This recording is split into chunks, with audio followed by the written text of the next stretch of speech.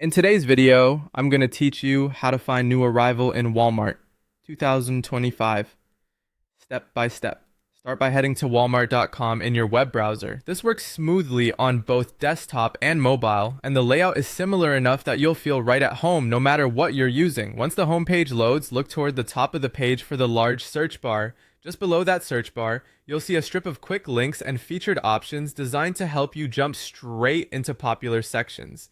That's where the shortcut to the newest products lives. Find the option labeled New Arrivals and click it. This takes you to Walmart's dedicated area for the latest items added across the store. Give the page a moment to load and then start scrolling. You'll notice a fresh mix of products that rotates frequently, so it's a handy place to check when you want first dibs on what's new.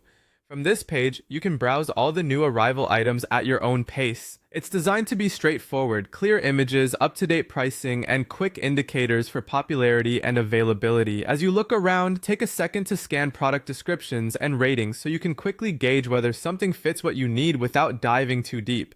To make things even easier, you can choose by categories. This helps you zero in on the kinds of items you care about most. For style updates, select New in Fashion to see the latest clothing, shoes, and accessories.